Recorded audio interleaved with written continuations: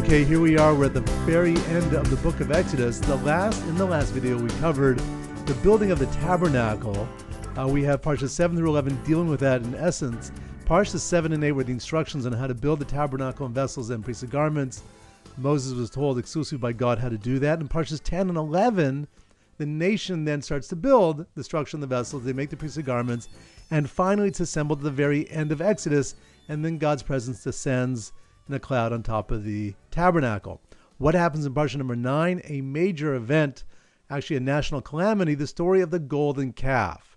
The golden calf is a terrible tragedy. It occurs shortly, as we'll see, right after the giving of the Torah. And tradition teaches that the repercussions spiritually from that event are still felt all the way until today. So let's look at the events on the ground. Okay, Moses, as you recall, is told after the second commandment by the people that they can't take it. The experience of hearing God speak to them directly is far too spiritually intense. They tell Moses, you go up, you get the rest of the Torah. We believe you. We know you are, in fact, a prophet. From this point on, anything you say we know is coming directly from your communication with God. So Moses is going to go up for 40 days to receive the Torah.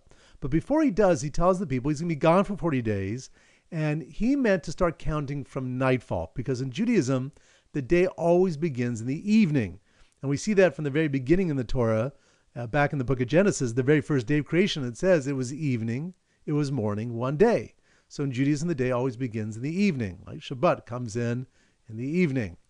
Well, they counted the day he went up as day number 1. So when night fell, to them, that was already the beginning of the second day. So 40 days pass, Moses has not come down as they expect, and they panic. It's the first time they're without their Moses, their teacher, their lawgiver, their redeemer and prophet, and they end up making this golden calf and say, this is the God of Israel that took us out of Egypt. And meanwhile, Moses is up Mount Sinai.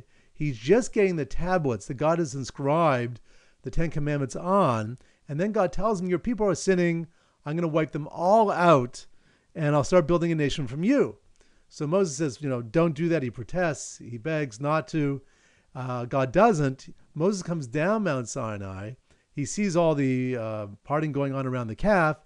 He smashed the tablets, which God had just given him with the Ten Commandments on them. Those who participate in the golden calf are executed. And then he's got to go up a second 40 days to get forgiveness for that terrible event. So he's on Mount Sinai now for 80 days. Then he comes down, and he's going to go up a third time for another 40 days to get atonement for the sin of the calf. And when he comes down, he's going to come down with a new set of tablets. These tablets he took up himself, and now he's going to come down with a second set of tablets and get atonement for that terrible sin. That day that he got atonement for the sin of the golden calf is actually the anniversary of a very important Jewish holiday.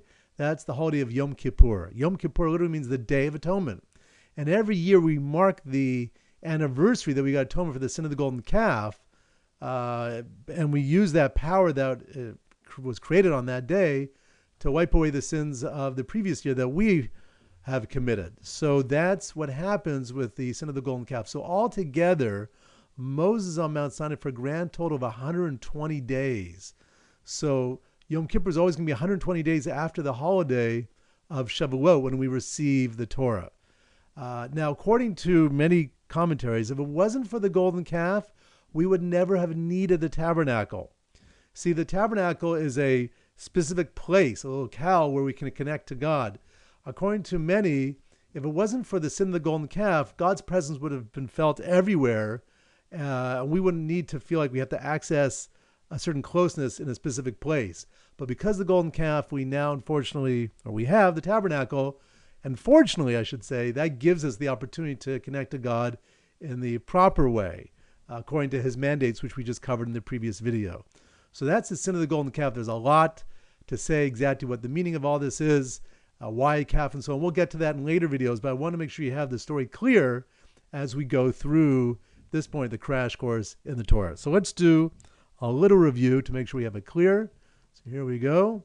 So the golden calf is Parsha number 9 in the book of Exodus, smack dab in the middle of the tabernacle story. And then we have the 3 times that Moses goes up Mount Sinai. The first time is to get the Torah. He's up there for 40 days and 40 nights. and there's not eating and drinking. It's miraculous, as the Torah tells us.